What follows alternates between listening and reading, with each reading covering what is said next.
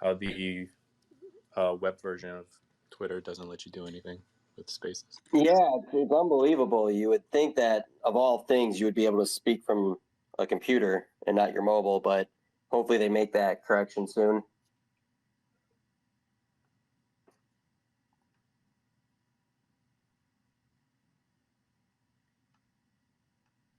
Okay, great. Well, do we want to get started? Yeah, so let's see if everyone who's listening, if you could just, we're recording this, so we'll be able to share it later. But again, in the bottom right-hand corner, there's a share button. Click it, share the link, let people know we're talking. One of the added values of doing a space is not just talking to our own communities, but also bringing some new eyes to both our projects, educating them on decentralization, what our missions are, and, hopefully winning some new people over into believers before it's all said and done. So if everyone could do that, and then we'll go ahead and we'll get the show started.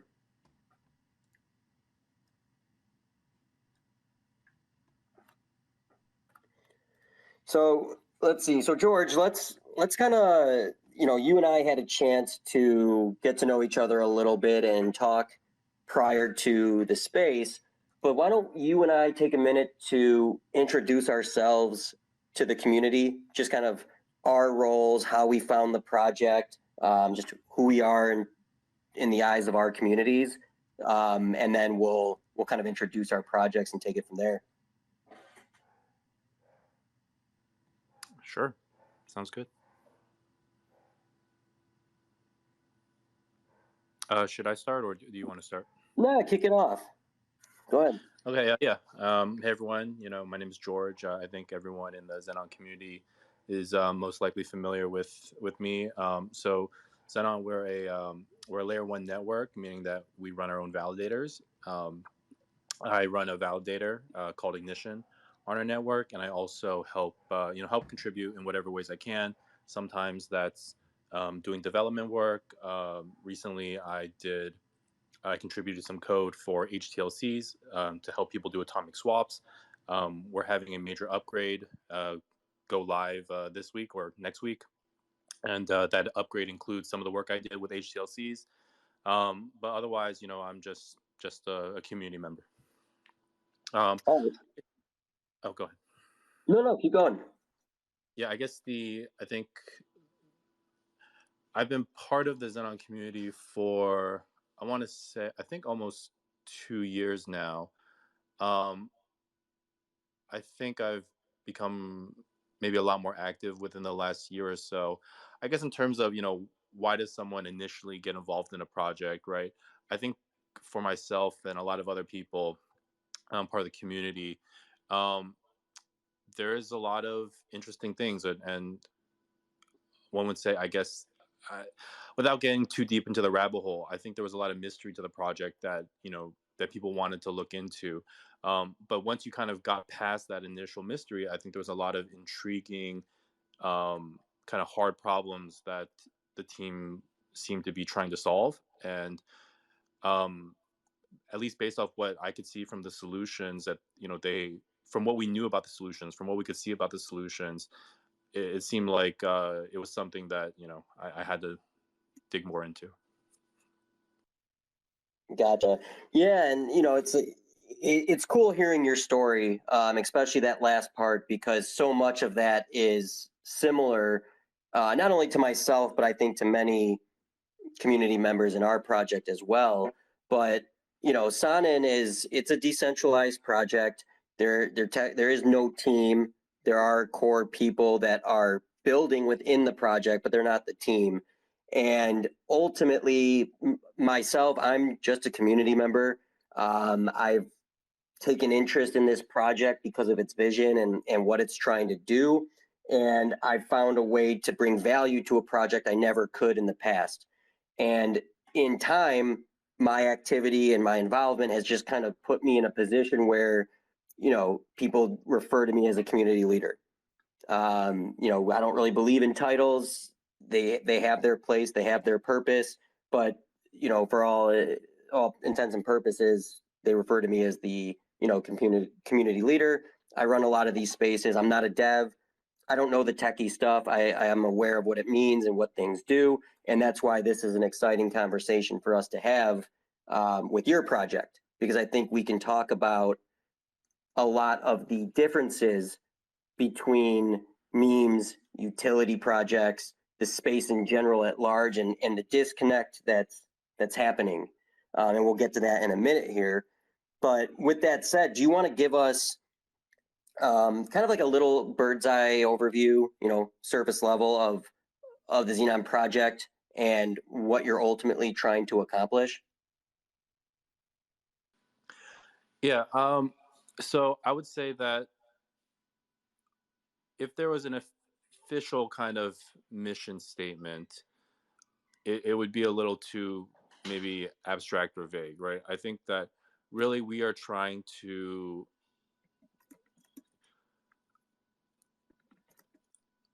I think that. Let me think.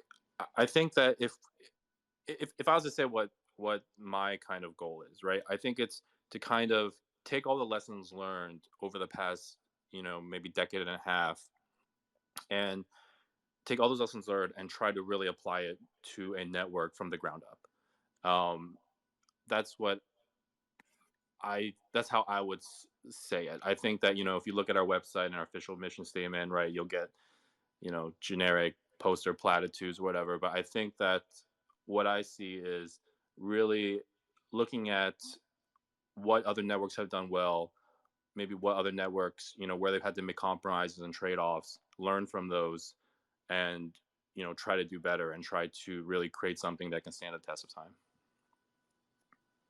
Awesome, awesome. And you said you had a big update and whatnot coming out pretty soon here.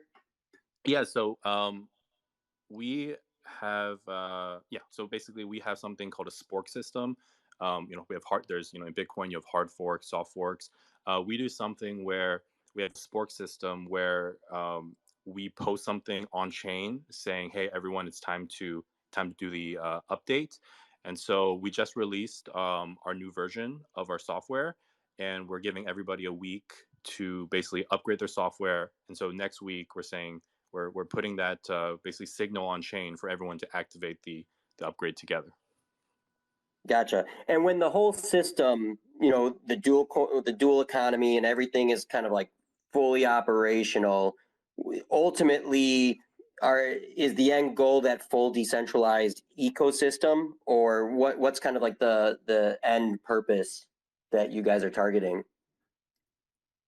Yeah, absolutely. I mean, so I think when we talk about decentralization, I think it's good to keep in mind that, decentralization is a means to an end, right? It's about what kind of properties do you get from decentralization, right? You get things such as censorship resistance. You get things such as not having one party or a group of people, having everything their way and being able to, drive things just the way that they want it. And so absolutely, I think decentralization is core to our mission because we want those properties. I think that, one thing that, so we came out with this, I think, pretty cool, or, when the network launched, when AlphaNet launched a year ago, there was a pretty cool video that Mr. Kane, which is our, anonymous founding dev, released. And they mentioned this, I think a lot of people are familiar, or they may be familiar with the so-called blockchain trilemma, right? This trade-off between security, scalability, and decentralization.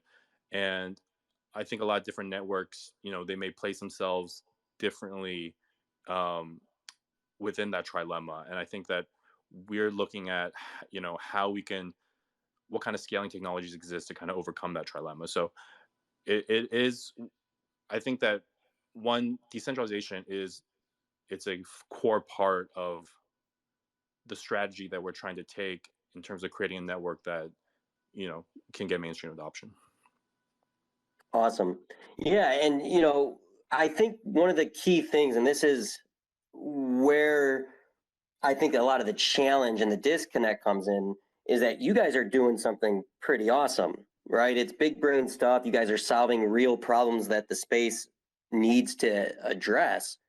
The challenge here is myself and probably 90% of the space have no idea what the fuck you just said, right? Like if you say the words, you know, hybrid consensus, interoperability, plasma, zero knowledge, whatever, right? Like those fall on deaf ears to most people. And where this segues into Sanin is we are trying to simplify a surface layer over the tech layer, right? Where the average person doesn't need to know that terminology. They don't need to understand blockchain and the technical components. They could just simply push a couple buttons and then immerse themselves into the Web3 space simply and easily, like we do today from our smartphones, right? And that's where we try to focus, and we do it in a unique way, which we could talk about later. But do you find as you guys are growing and building that you have an issue communicating the value or what you guys are solving to the public, or have you found that like the people that need to find it are finding it and they get it, they understand it? I think anyone in our community would tell you there's definitely a maybe a disconnect between the bleeding edge development that we're doing and messaging in a way so that people actually care. I think that's definitely a challenge that we have. Yep. So, let's talk, for those of you that are new to the Sonin project in general, on the surface level, we're a meme, plain and simple, right? But there's purpose to it. And in our philosophy and our logic, when you look at the space today, speculation and narrative currently steer the vehicle that we call crypto, right? For better or worse, and memes are the driver. And people just, I shouldn't say all people, but most people just do not care about utility. It doesn't matter how good you are, how good it is, how good the dev is. The question on their mind is, can I turn $1 to $1,000,000 and can I do it overnight? And that is the cancer mentality that drives the space, but that's what the space takes interest in and catches their attention. So what Sonin's strategy has always been from the beginning is to take what people know, a meme, things that attract them, and use that as the art beacon that brings the people home. And then once they're home, we try our damnedest to educate them and teach them about utility, teach them about decentralization. But more importantly, we try to empower. And we try to empower everybody with their own skill set, because the reality is there's not a lot of devs, right? Devs are a dime a dozen, especially good ones. And if you guys have a bunch of them, that's probably why you guys are building such awesome products. But the average person can't do that. And that's where we come in and say, hey, well, you can't build, but you can create a meme. You can write a story. You can create art, right? You can sing a song. Do it for us. Help us be our own marketing, be our own, information that can speak to the normal people, right? And that's where we have found success. And we've done it in kind of a cool way where we break up each area of the project into pods. So segueing into kind of like project structure, how are you guys set up, right? Decentralization is obviously at the heart of it. How do you break up your community, different members of the community, and make decisions, build, contribute? What's kind of the philosophy that drives you guys? Yeah, so I guess first of all, because we're a layer one, right? We need people. We need people to actually run ongoing like live software to produce blocks. And so these are our validators. We call them pillars, and I like to call them the heartbeat of the network. Right?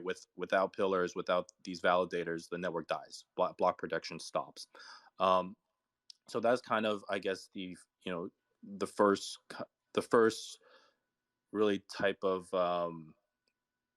actor in the network. Besides that, we also have different types of actors in the network. We have, we are, I guess you would call it we are, our long-term goal is to incorporate a hybrid, proof of work, proof of stake system, um, right now we're more closer to a delegated of work, delegated proof of stake system where people can delegate their ZNN to different pillars. This influences basically a mechanism that helps choose which pillars actually get to produce blocks. We tie rewards to those blocks, and pillars share those rewards with their delegators. People can also stake their ZNN for our secondary asset. You mentioned the dual coin economy, so we have two native coins, ZNN and QSR.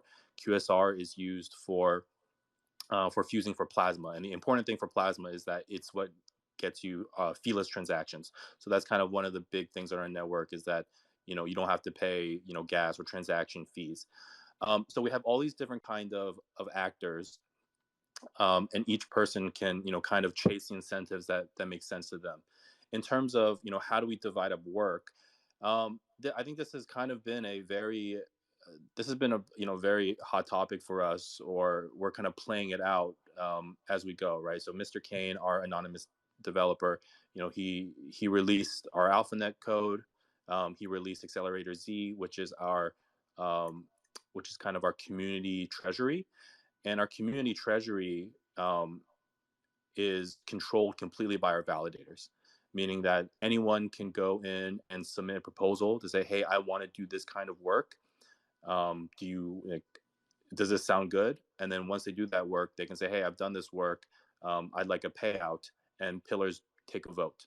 And so really anyone can self-organize. They can say, hey, I have a team that does this kind of work, and I want to be a part of your community and your network, and I want to get paid for it too, because I'm doing good work. We have those mechanisms in place where people can do that.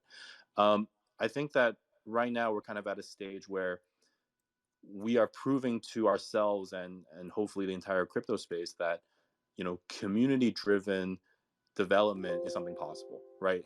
It's you don't have to have a company and hire a bunch of people and raise venture funding, right? You can say, hey, like, we can have community members who really believe in this project, and we have a decentralized funding mechanism, and we can make progress that way.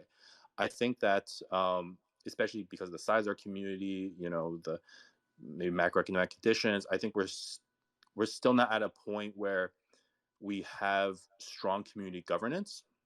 I think that will probably come later in the future as more people join the project, as more people care about the project. I think right now governance is still something that the community still can be more involved in.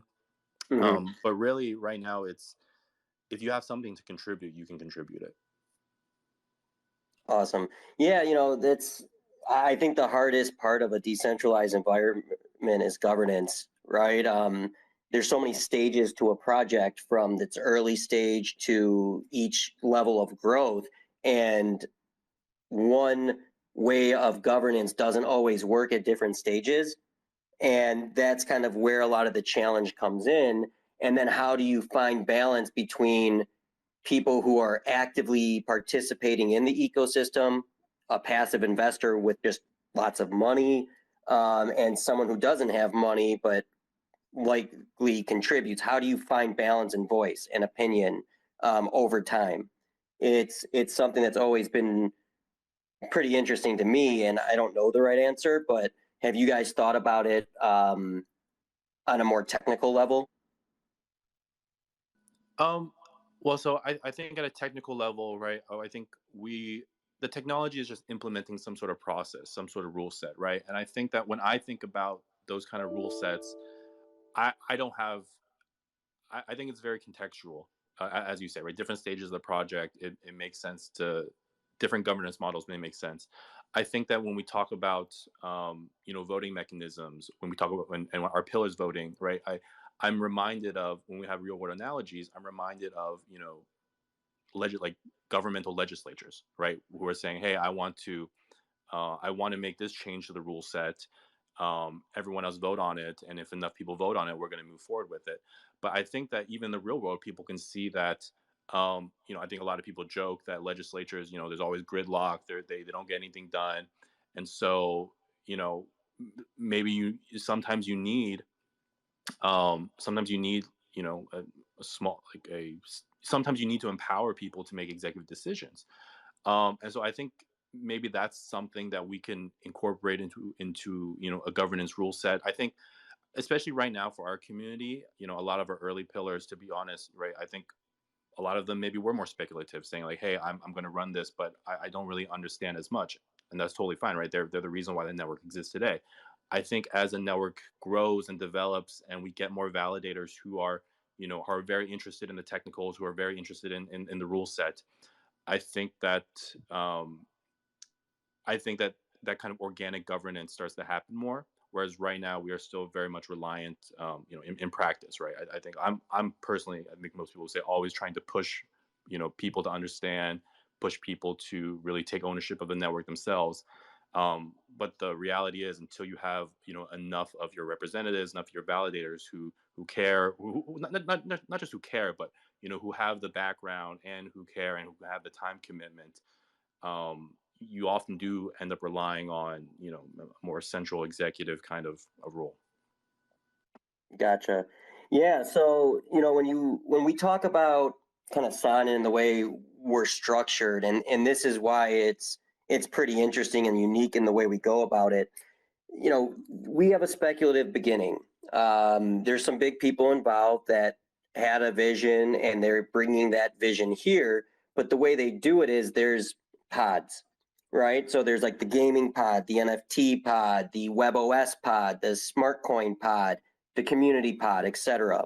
Each pod was given kind of like a prescription where they have an outcome that they need to somehow get to, but they can get there however they want, and the costs are covered, and then these people stay out of the way. These pods don't communicate with each other per se until it's time for that part of the puzzle to come into play. And they also don't always know they're building for Sanin. And that's what makes it so interesting. So when it comes down to certain elements, we don't have to deal right now with DAO mechanisms because each pod is kind of managing itself. But you see it on a micro level that each pod is probably developing its own processes and procedures, and then they kind of connect. And it's going to be interesting to see at the larger scale where they connect.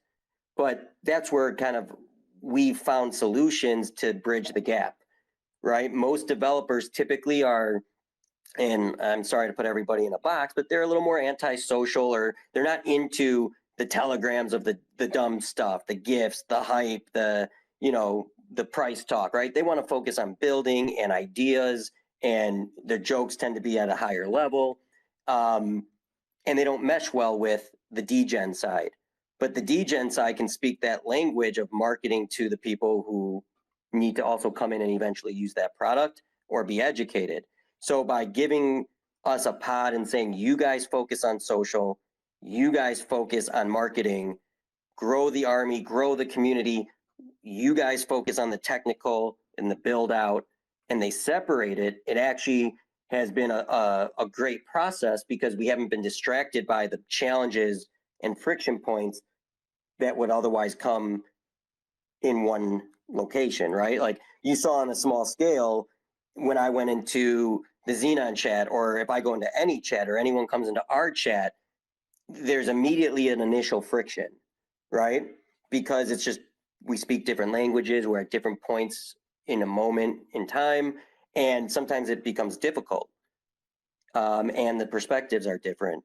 So I think when we look towards the future, that hybrid model is what's going to help bring out mainstream adoption and bring value, or bring products like yours, projects like yours to the forefront, right? Because ultimately it comes down to people know about your project and do they understand it, to where they'll use it, correct? Yeah, absolutely. I guess I do have one question for you. I guess how have you kind of, you say you're a meme project, or how have you kind of differentiated yourself, among other meme projects? Great question.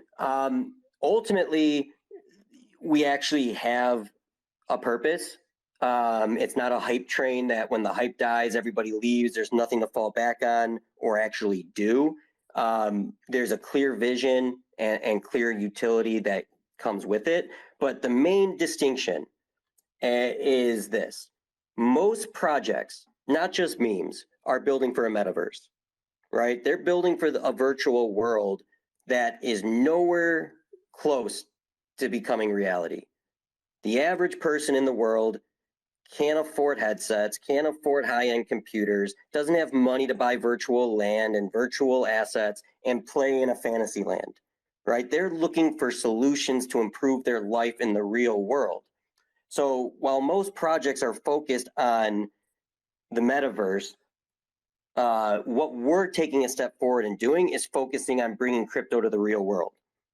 And the ways we're doing that is by trying to take what's familiar, and I've kind of alluded to this before, but take what people already know and give them an option that's just decentralized, right? Take everything centralized and make it a decentralized version so that the question you're asking people isn't, do you want to use option A that you already know that's centralized? Let's just say Facebook. Or do you want this completely unknown thing that you don't know anything about that's super technical, but it's decentralized? That's an easy decision. People are going to go with option A. But if you tell them you can have option A centralized and option A decentralized, another type of Facebook, but just decentralized, something you're familiar with. Now that decision is just, do you want to live in a world that gives back to you, or do you want to live in a world that continues to give to centralized entities that kind of abuse their power, abuse your data, your privacy, take away your voice, etc.? So I think the biggest thing that separates us is we're problem solving for the real world. How do you turn a crypto asset from a speculative asset to non-speculative, to use case?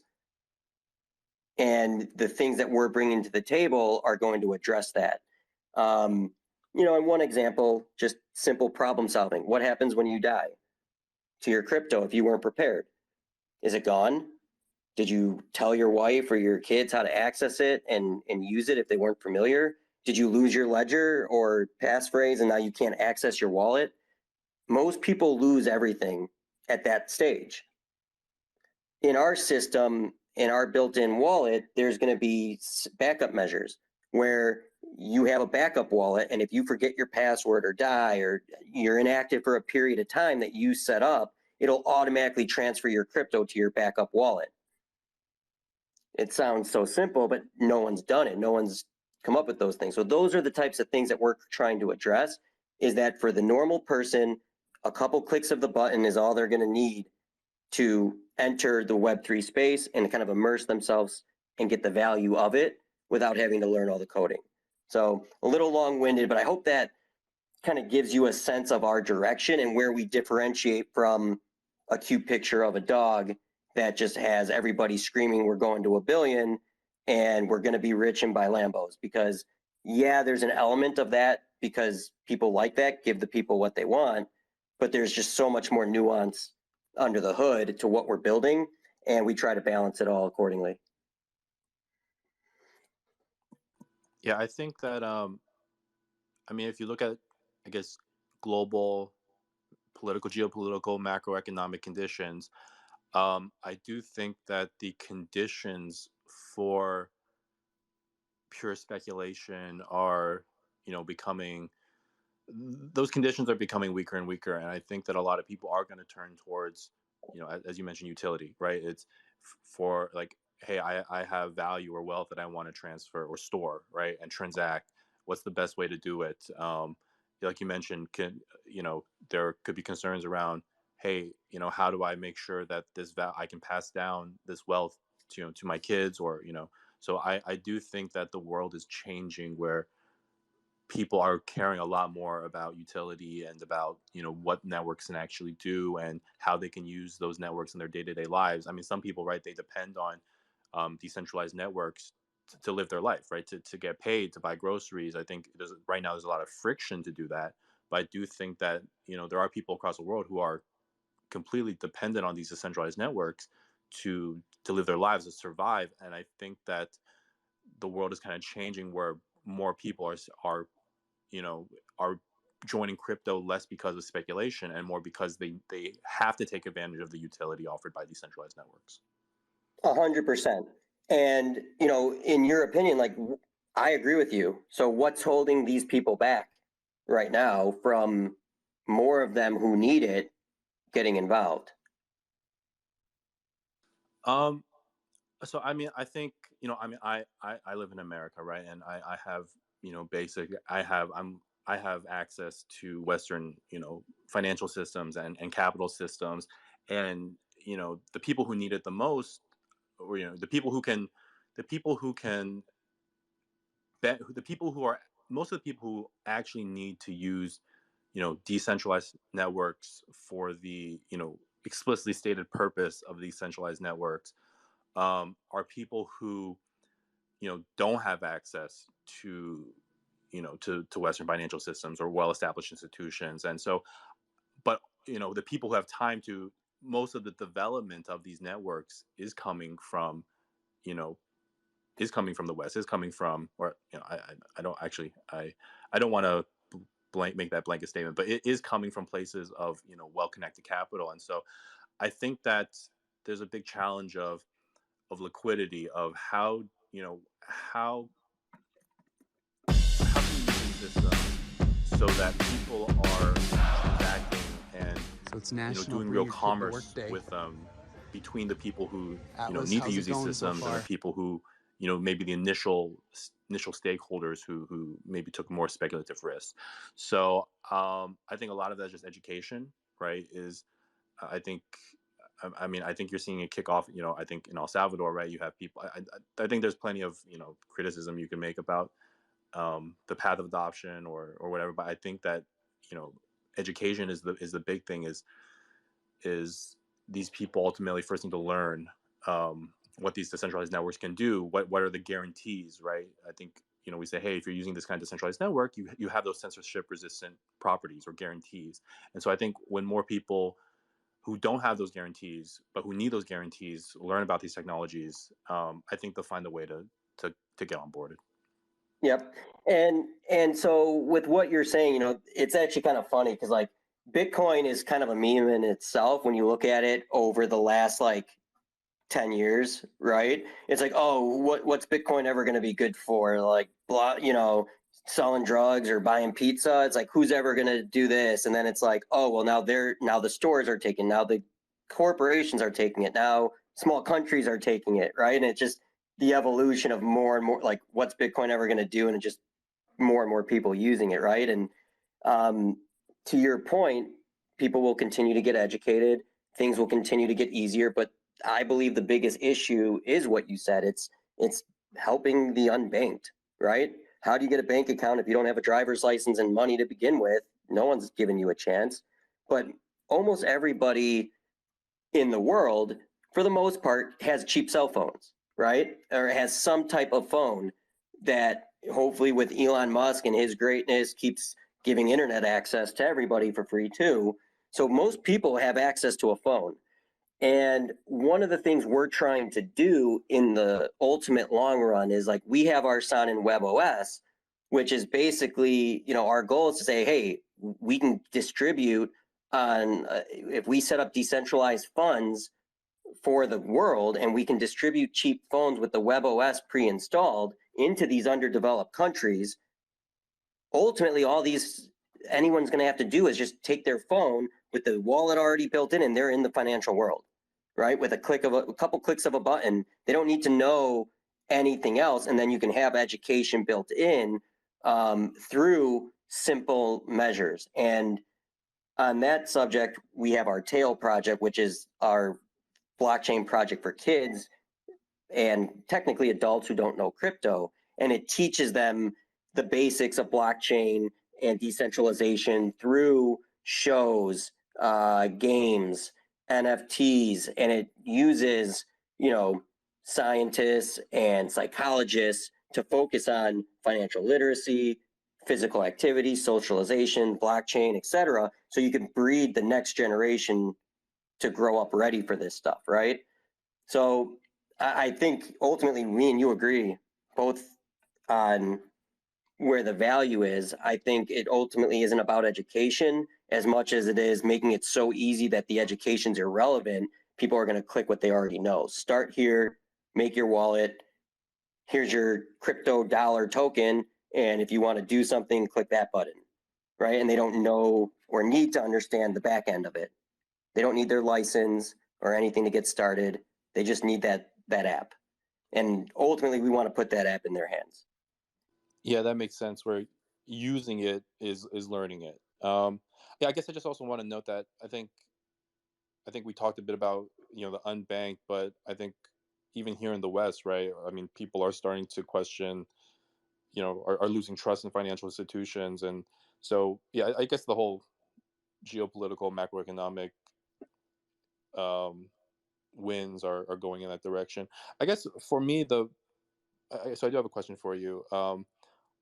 Is there any direct advice, or what kind of advice would you have for a project like ours in terms of, as you say, communicating to the everyday user, or Mm-hmm. to the user who is maybe they can't understand the technology, but they can understand memes. Like, I guess, Yep. what kind of advice would you have for us?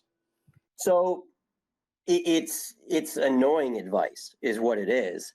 It's you gotta be dumb. You gotta dumb it down in the sense that bring people in by what they know, right? Like it doesn't have to necessarily like you're talking about aliens. Perfect. Aliens is a crypto gold mine at times, right? It trends. Crypto is cyclical. So the next time there's an alien trend, you start marketing alien community, blah, blah, blah. People come in for the aliens and price action, and they don't know about the tech, but then have a system to educate and bring them in and get them started. For me, for example, when I come into your Telegram and I'm reading about your project, I don't know where to start. I don't know what to do, right? Like I understand, like I could figure it out if I took more time. Most people won't take that time. So if I said, "Hey, I just bought your token, now what?" Right? Having like a kids friendly version saying, first thing you could do is stake. Here's click this, earn money, right? Then if you want, become a delegator. But if you say it so broadly, it overwhelms people. So it's kind of do the opposite of what you guys are, which is super smart tech people.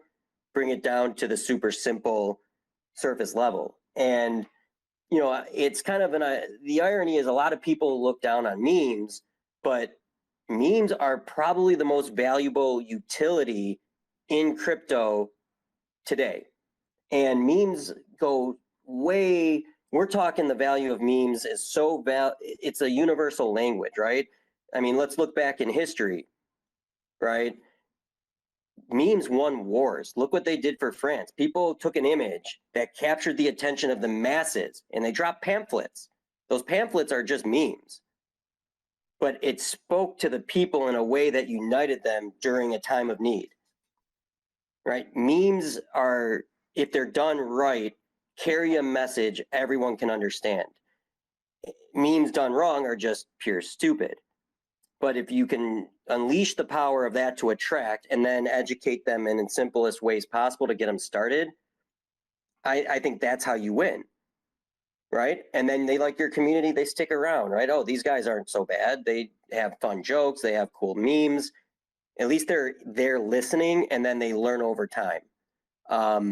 Because we find that when we talk about Sanin, if we get too in depth too quick, people don't care. Can I make money with your token, and how do I do it quick? If you can answer that, the rest you try to change their mentality as you go. I hope that, I mean, that's kind of like the simplest, solution for a short term, because, the beautiful thing about your project and our project, we're forever.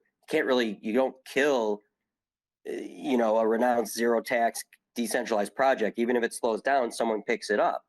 So the short term is just, hey, you're trying to get attention while the rest of the space catches up to your brains and into the understanding of what the value is that you're building, because price will always catch up to your quality of value, right? But the space isn't ready. They don't think of it as, what can I do with my token? What is its use case? Use case drives value. They just say one token of X equals how much fiat equivalent. And, we're trying to rewire people's brains. That takes time, but it's happening. I think you're seeing the space mature. It's just going to take a little bit more time. And as long as there's people who are overnight riches, investing in, dog shit Inu or whatever else is Elon Musk word spoken of the day. It's hard to change it, but you can sense people are coming around to things with value, things with purpose. Did we want to? So it's we're about 45 minutes in. Did we want to open up the floor for any questions, or I mean, if there's any other topics you want to bring up, or I'm happy to Yeah, keep well, going. But otherwise, we can open it up to the floor. yeah, let's definitely open it up. If anyone wants to ask a question to either project or just a general discussion topic to discuss, please request. We'll bring you up. Um, you know, what's cool about decentralized projects, we could be very different and we still can find ways to support one another, right? Because ultimately we're all here to advance the decentralized concept, right?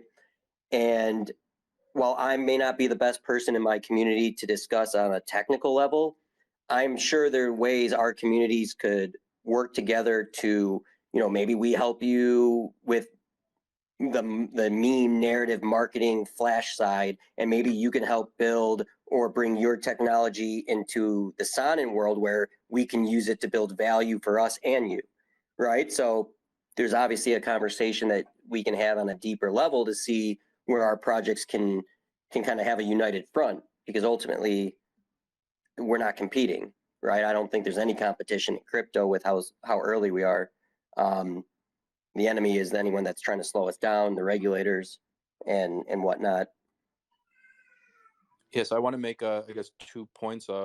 Just echoing what you said. So yeah, as mentioned, we have Accelerator Z where anyone can say, "Hey, I have an idea. I want to contribute to the network. I want to make a proposal and get funding for it." And our founding developer, Mr. Kane, he explicitly called out, 3 different types of teams. Or I mean, I think any type of work is really, any type of work that adds value to the community is eligible to ask for funding. But Mr. Kane, he explicitly called out 3 types of teams.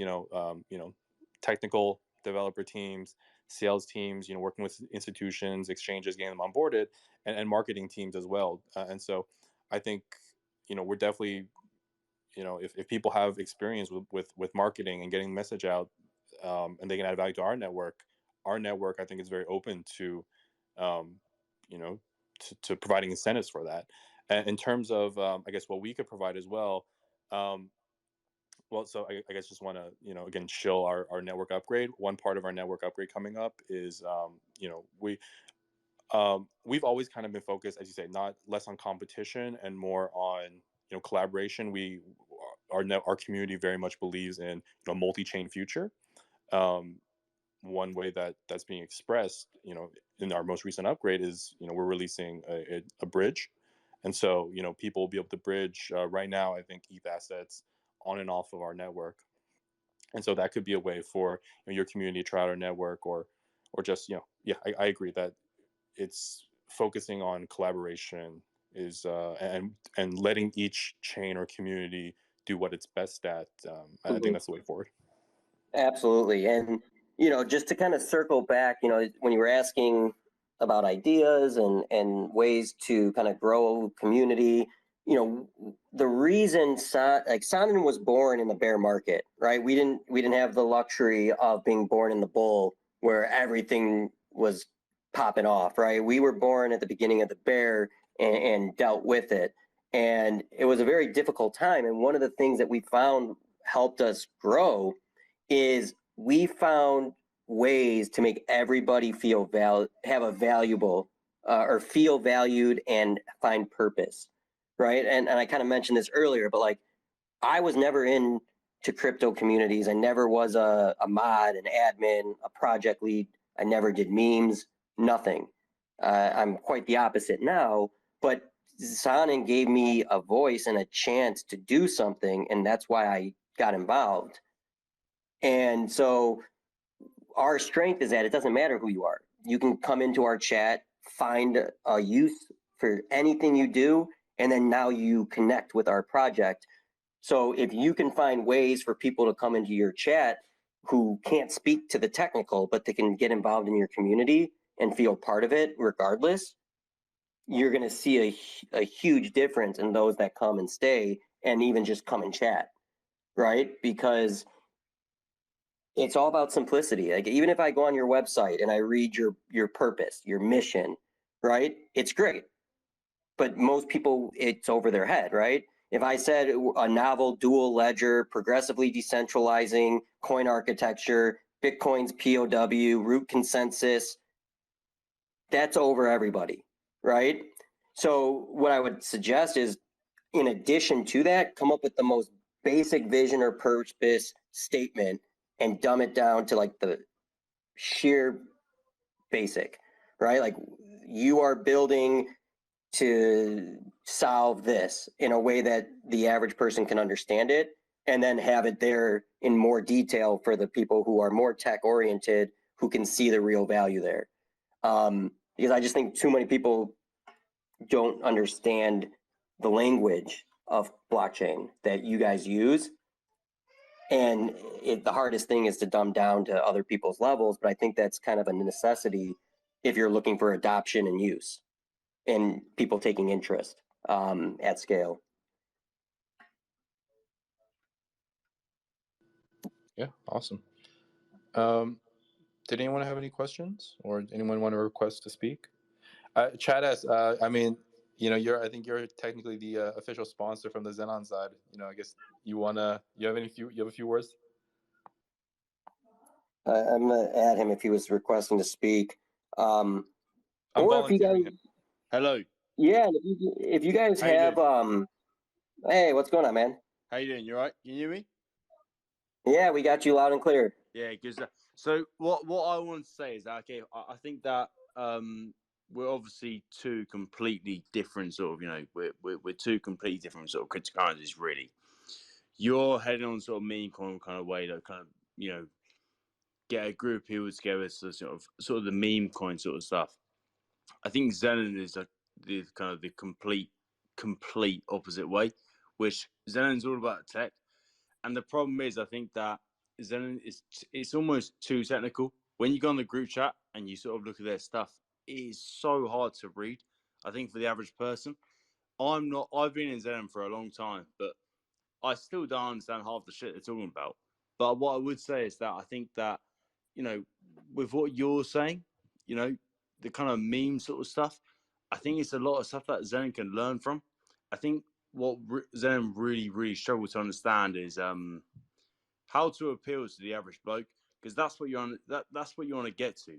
The way that Zenon's going to increase in prices, getting to the average bloke, it's not about getting to the average cryptocurrency user, because the average cryptocurrency user is just the kind of guy who's like, they understand this sort of technical stuff, and it's tough to understand, and that's the main thing for me. So I think we can both learn from each other, and yeah, that's sort of my main sort of point. I don't think you want to add to that or anything. No, and you're absolutely, I agree with you. And the funny thing is, Sanin is actually a very technical project. Yeah. You're just talking to the social pod that I'm not a technical person, but I'm able to do something that they aren't, which is set up a space, be social, talk with you guys, learn and grow and educate the normies or the non-technical while they keep building. Yeah. And then we have a layer where it's like, hey, if you're technical, this is the chat you want to be in. We're going to talk technical. But if you're here to have fun with a good group of people, try to pump the chart, make some money, talk about decentralized ideas for marketing, that's this chat, right? Maybe there's a separate chat. But I think or area. even the way you just said that, I think that like you should you should definitely look like to become a part of the community, because I think the way you're talking, the way you sort of you come, I'm a normie, you really do come across well as the average sort of bloke who's just looking at this crypto. They don't. The average person just doesn't understand that. I was lucky that I went to Zenon, because it was someone that I knew who like knows his technical stuff, and that's the way I got into it.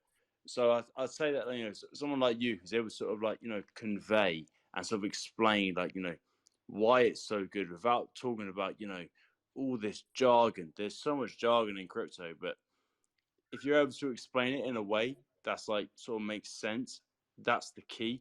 And the problem is right now, I'd say that like, you know, the chats on Zenon, they're too technical. There's not enough sort of like, you know, putting 10,000 messages into one single point that makes sense to the average person. So that's all I've got to say really. Yeah, and it's a tough balance, especially as a very serious project, right? Which you are. You know, don't want to be seen as a, you know, the context of a meme. I mean, you look how we are typically greeted, not just initially with you, but with anybody. We're a Japanese dog meme token, and therefore we're immediately discredited from any seriousness. Which that's okay for now. You know, as we mature, our image is going to mature with it. And that's part of the plan, and that's part of our logic, because these things take time, and we know we're so early to the game, we can't really talk technical above too many people. But can you guys balance? And I think I think your move is to balance the alien aspect that your community loves, right? Make it a community that, hey, we're aliens, right? We're this unique breed. People love that, right? Yeah. Why do you join Telegrams? Yeah. I work all day, right? I don't need to go into a Telegram and be professional. I want to be a fucking degen. I want to feel like I could do whatever I want. I want to talk like a guy or with the boys, whatever, show dumb pictures. I want to have fun. I want an outlet. And one day and you'll you have a guys can Lamborghini. easily do that. Right. And you guys can do that. I think if you could balance like the alien meme without taking away from your seriousness, I think you attract a lot of people, and there's going to be like there was just that UFO and the balloons. Like if that's the dumbness of crypto. Oh, look, there's a Chinese balloon, and now there's aliens. You guys could have just been like, Zenon, the alien project. No one cares about what it's about yet, but they buy your token, they come to your community, and then your job as community leaders is to say, look, so we love aliens, to be fair, but we love I did buildings. I messaged George and I did ask him like, you know, like to ask a question like this, but George, how do you think we can balance between, you know, the whole, obviously Zenon's a very, very technical project and it's very, very difficult, you know, project that we're actually working on, but how can we balance the whole, you know, we don't want to be, you know, sort of, we don't want to be unseen because we're too technical, and the average, you know, normally can't get in. How do we do it? So I think that you know, working in groups that have their own mandates, I think could be useful, right? And I think that, you know, there needs to be interaction between these groups, right? If we have, you know, people who are focused on marketing towards, you know, non-technical users or the world, right, everyday users, I think that the collaboration between tech and them could be say, hey, you know, what's our narrative? What narrative does our tech support? And you know, you have people who, you know, are, I don't want to call them normies, right, but just, you know, people, non-technical people, um, really figure out how to drive that message home. So I think maybe that's something that, you know, I think, you know, within our community we have, you know, I guess we've had multiple attempts, right? We awareness squadron or all of this, and think maybe trying to see where that can go again. And I think before, I think maybe before it was, you know, people trying it without maybe less, maybe they didn't have the support they needed. I think maybe, you know, feeding them the narrative, giving them the support they need, to be able to, you know, create the marketing material. I think maybe that's something we could try. Yeah, I mean, you like I said, I mean, it's just you gotta kind of just speak to these people in a way they understand. Like you talk about trustless, and you talk about privacy and you know, other protection. So you can say, look, the can't be trusted, right? Leave it to the alien to come save mankind, and you just play it on like a premise that people understand, and you don't have. It still kind of conveys like you're here to make a change. You're here to stop, you know, the humans from doing all this stupid shit. And now there's your marketing door that people can walk into, and then you educate them. You know, and then we can find ways where, you know, I don't understand how it would work myself, but there's people in our project that could speak with you. And how can we use your products, your technology, your bridge within our system that brings value to Sani holders and to your community, right? And I'm sure we could figure something out. And then you get the cross branding of, hey, we can promote you from our meme side as well, right? Aliens and dogs coming together to advance decentralization or bring decentralization to mankind, whatever, right? Like there's so many ways you could play it, and it sounds so cheesy, but that's crypto, right? 100%, 100%. But what I would say is that, like, I think that a lot of Zenon, the big bag holders from the start, they've come in from the whole, the whole mystery stuff about, Jack Dorsey and stuff. Do you know about that? Let's say that part again. Sorry, so a lot of like sort of Zenon holders have come in Mm-hmm. from the start about whole like sort of Jack Dorsey and all that kind of crap, like starting Zenon from the start. Have you heard of that? Yeah, play to that. I'm aware of that, Yeah. or at least some of it. George told me. But play to that. Play to the speculation. But get again, people to take interest. Is that what actually we want? I mean, Square obviously. No matter what anyone says, we went to about $70 in about a year and a half ago. Do we just completely point out that narrative now? Because I feel like our community, to be fair, at one point it was pretty bad. We people in our community, we were tweeting Square Crypto every single day saying, when's Jack Dorsey going to announce that he actually found Zenon. The problem is that sharing anyone's Zenon chart is terrible, because we went to $70. But was that because of the tech that we actually built, or was it because Jack Dorsey started Zenon?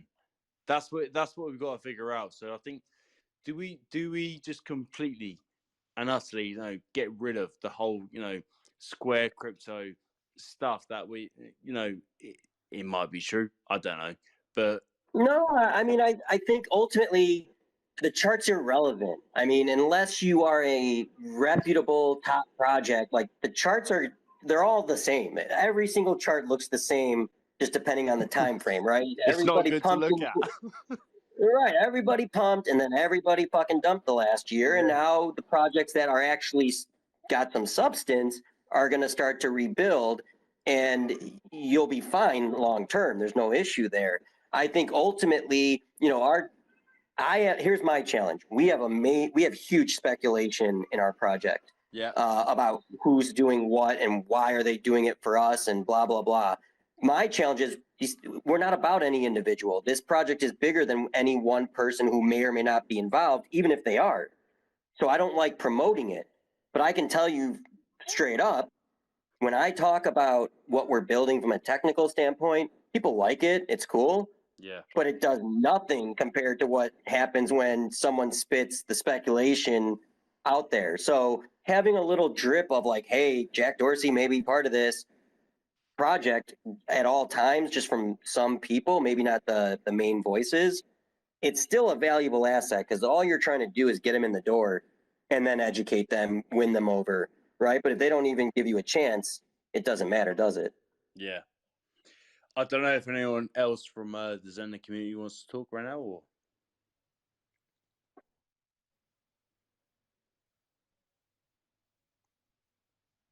Someone's requesting. Hold on, let me bring up. Yeah, cool. Chad Ass, what a name. Love it. Chad Ass, go ahead.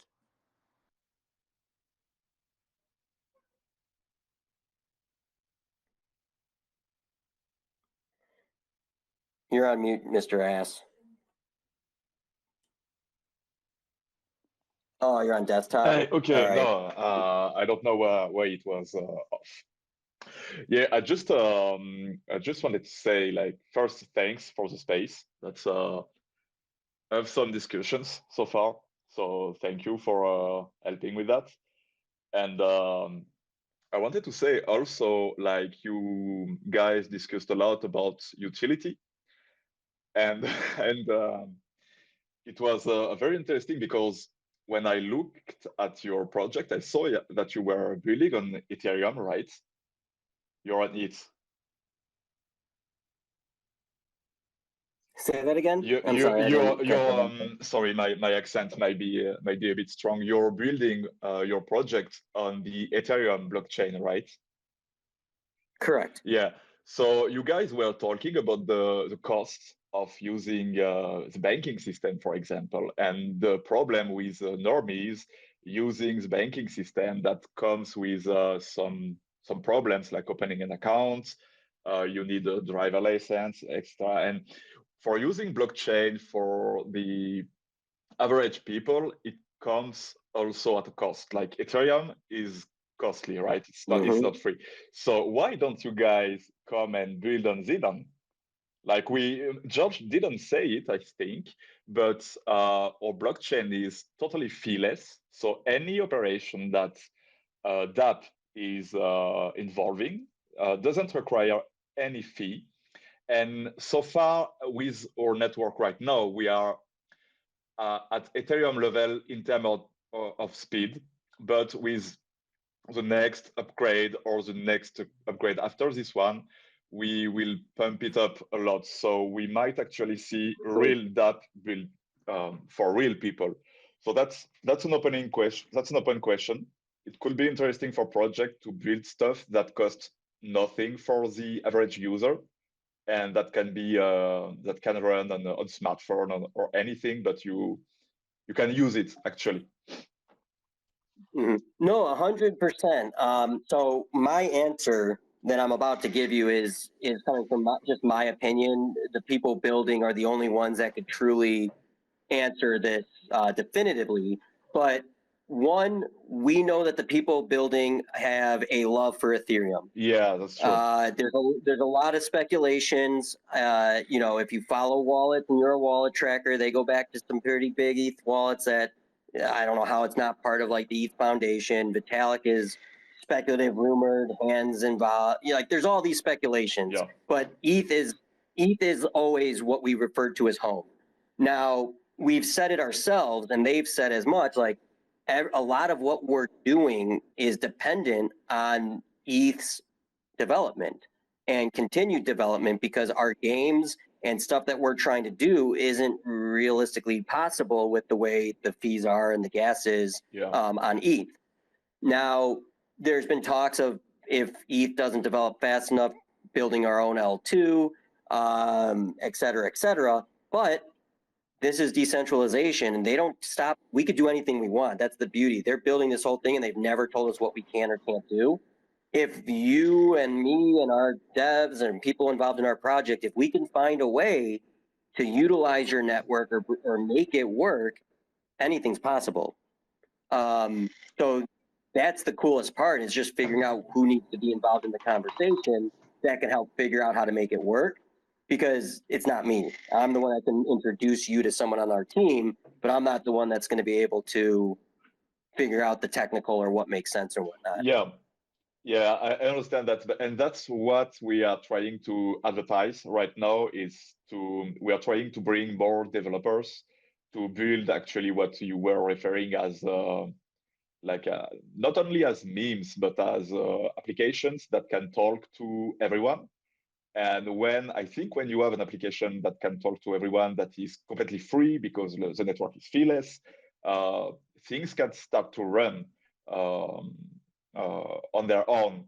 And another point that George didn't mention, I think, is that we are still discussing the technical specificities of our VM.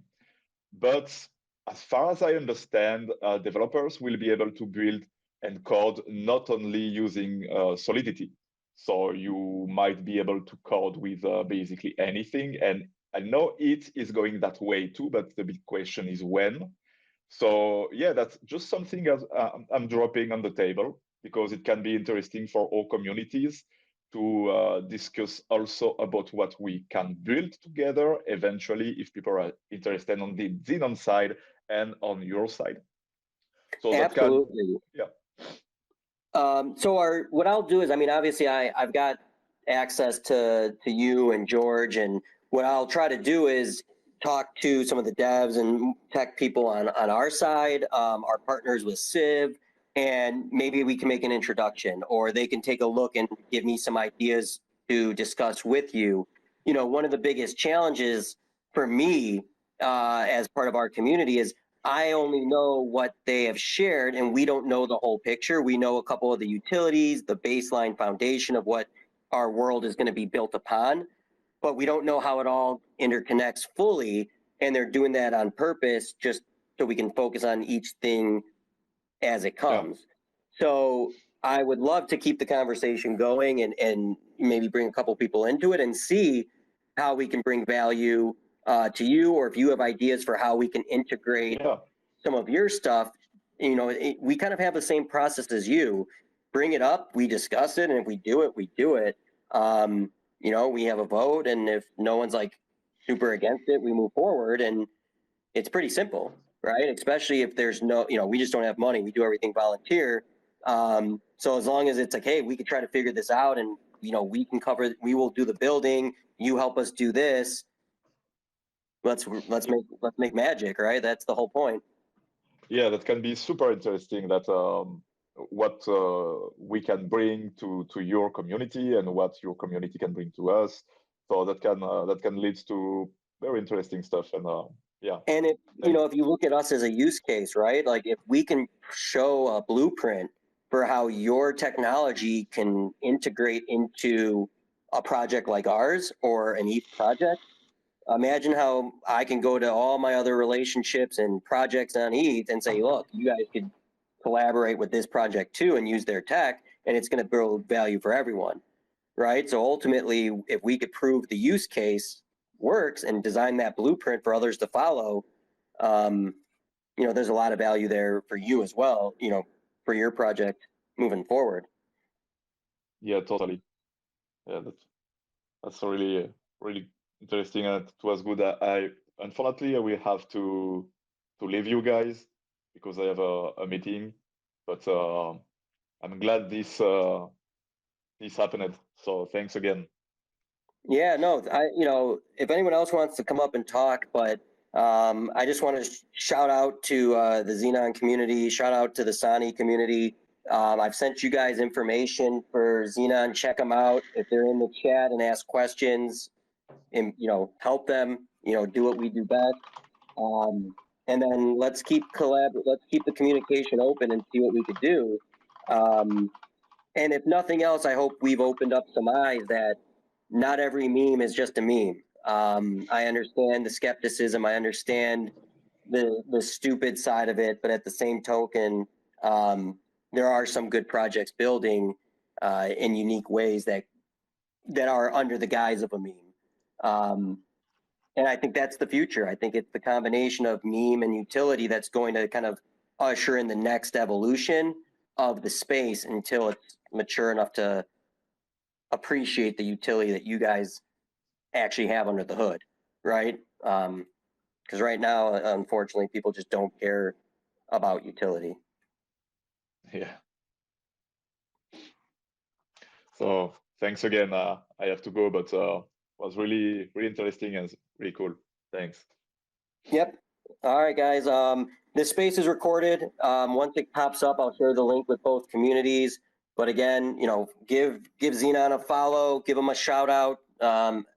When you get the chance, always share our friends with the space. But appreciate everybody taking the time out to listen to us. This is Jabroni, Sani on the block with Zenon. George, thank you for your time. We'll talk to you guys soon. Great, and thank you so much for hosting.